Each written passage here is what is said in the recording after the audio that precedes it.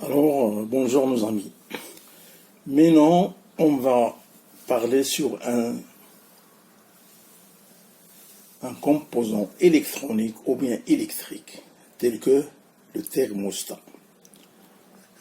Thermostat.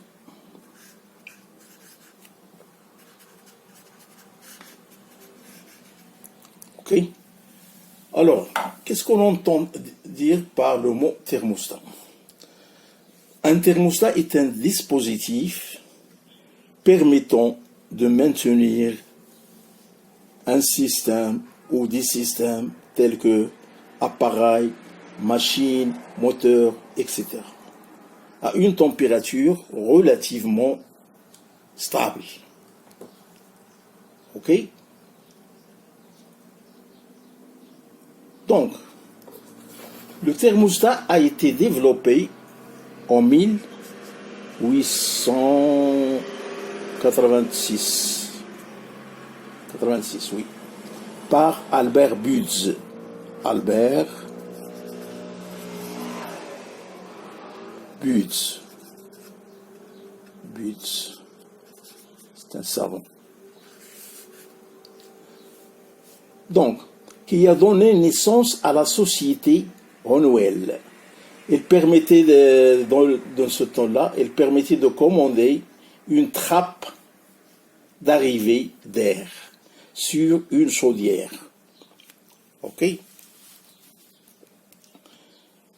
C'est là où il a inventé le thermostat. Il permettait de commander une trappe, comme j'ai dit, d'arrivée d'air sur une chaudière à charbon pour réguler sa température. En 1906, ce savant Honeywell a développé déjà un thermostat associé à une horloge, c'est-à-dire mécanique, d'où la naissance du thermostat horloge. Ok?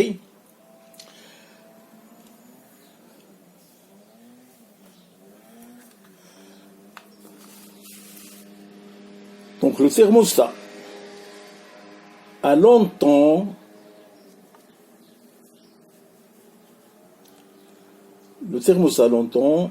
était constitué d'un système de Bélam, c'est-à-dire dilatation de conducteur, tout simplement, doit se maintenir à un certain niveau. Par exemple, un fer, il se dilate. Un fer à repasser, un réfrigérateur, un lave-vaisselle, un four, une climatisation, c'est là, toutes ces machines-là travaillent avec un thermostat constitué de bilames. C'est-à-dire, ces deux bilames, ils se dilatent au fur et à mesure de température. Un autre exemple, un moteur de combustion interne à refroidissement liquide pour réguler la température du liquide de refroidissement. Il y a aussi en domestique pour réguler la température d'une pièce, etc. Donc, la technologie utilisée dans ces différents domaines sont, on voit que le thermostat a longtemps été constitué d'un système de Bélam dans le temps, qui ouvrait un circuit électrique quand la chaleur atteignait un certain stade, et fermait ce circuit dès que l'on descendait au-dessous de cette même température. En pratique, qu'est-ce qu'on va voir? En pratique, tout se passait comme s'il avait existé en fait deux consignes. Une haute, une basse.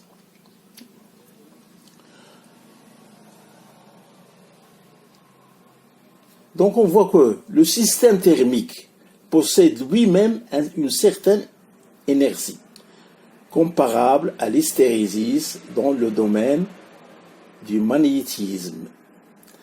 Les thermostats à basse tension ont longtemps utilisé un interrupteur à mercure associé à un élément bimétallique spiralé pour assurer la commutation. Alors, qu'est-ce qu'on va expliquer sur ce mécanisme? Ce mécanisme, par exemple, en utilisant un interrupteur sans contact sec. Il offre une durabilité exceptionnelle. Plusieurs de ces thermostats, dont la série T8X, une fois qu'on voit T8X, on fait appel à Honeywell, le savant, furent populaires durant des décennies dans le temps. Aujourd'hui, on utilise de plus en plus des thermostats électroniques qui jouissent une fiabilité de plus en plus comparable aux modèles à mercure plus précis et qui possèdent moins de problèmes environnement en fin de la vie. Ok? La plupart du temps, les modèles électroniques détectent les variations de température à l'aide d'un thermostat. Qu'est-ce que ça veut dire le mot thermistor? Alors, thermostat, c'est-à-dire une résistance tout simplement qui varie en fonction de la température. On appelle aussi varistance. Donc on trouve aussi sur le marché des thermo-hygrostats, combinant un thermostat et un hygrostat, et qui sont utilisés notamment en climatisation. On trouve aussi pas mal de choses sur ces composants, par exemple électriques, électroniques. On trouve aussi des thermostats thermodynamiques, des thermostats qu'on trouve dans les fours, des thermocontacts, automatisation, Xion, et ainsi de suite.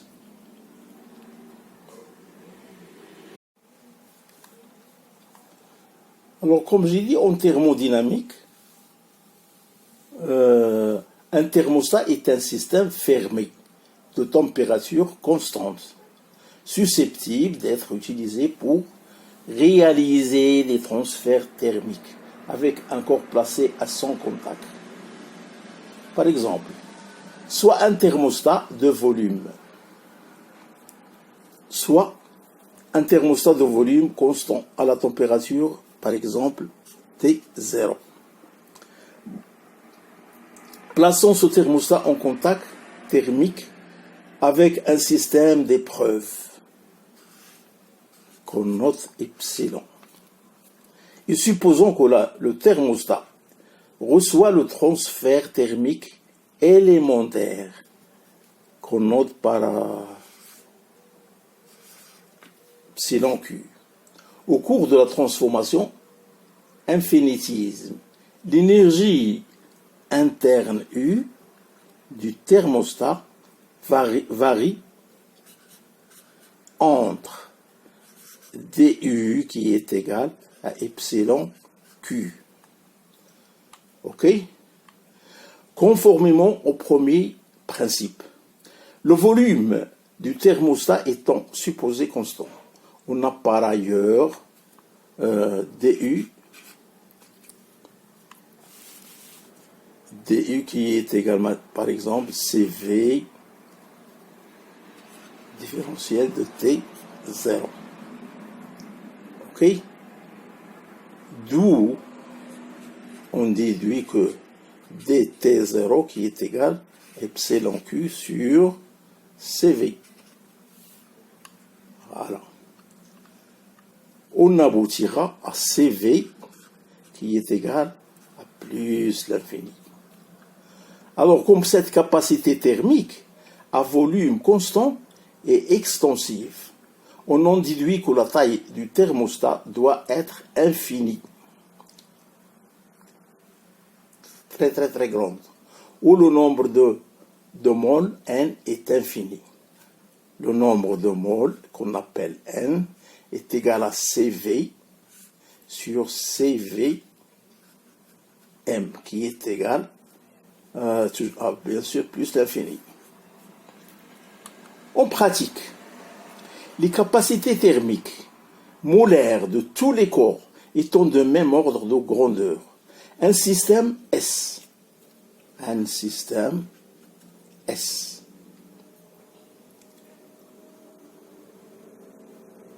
pourra être considéré comme un thermostat par rapport à un système d'épreuve.